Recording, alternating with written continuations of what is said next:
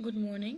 आज मेरी ये डिक्टेशन जो है बिगनर्स के लिए है, जिन्होंने अपनी तैयारी स्टार्ट ही की है। और ये 40 वर्ड वाली डिक्टेशन है, दीपक प्रकाशन से। Ready, start. अध्यक्ष महोदय, मैं आपका कृतज्ञ हूँ कि आपने मुझे इस पर बोलने की आज्ञा दी।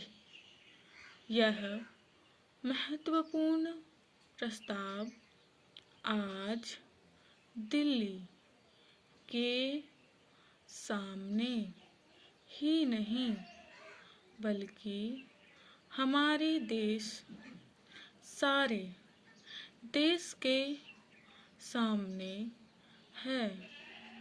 पिछले 2-2.5 साल से बराबर यह हम इस पर विचार करते आ रहे हैं और यह सोच रहे हैं कि हमारे देश में जो असमानताएं हैं उनको किस प्रकार से दूर किया जाए।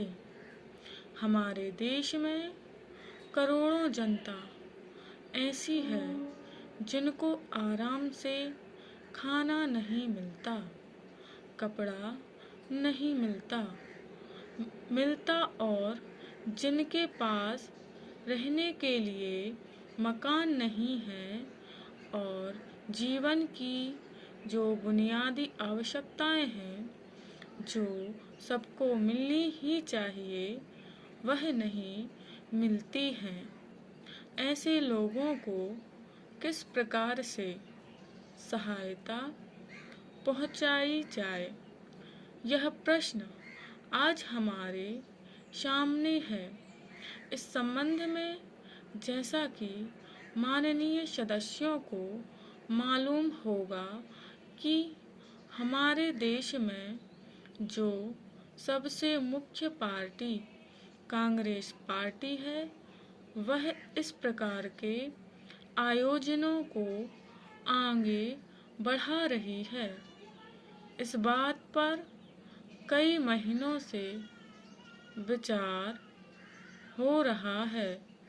कई राज्यों में बिल की शक्ल में भी चीजें सामने आई हैं और सबने देश के हित को सामने रखते हुए इस मामले को अभी स्थगित रखा हुआ है। Paragraph change. लेकिन सब लोग जानते हैं कि किसी भी देश में अगर सामाजिक न्याय की बुनियाद ना डाली जाए तो उस देश की आज़ादी पूरी नहीं मानी जाती है।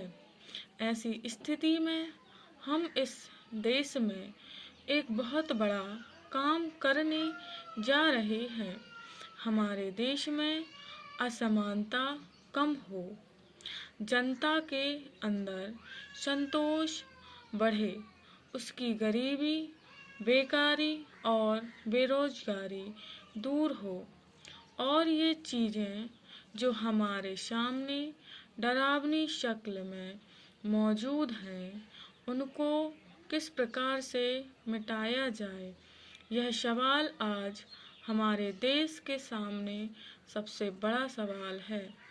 हमारे देश के नेताओं ने यह फैसला किया है कि सारे हिंदुस्तान में अचल संपत्ति के बारे में कोई कानून बनाया जाए जिससे देश के अंदर जो असमानता है वह दूर हो सके और उसको कम किया जा सके।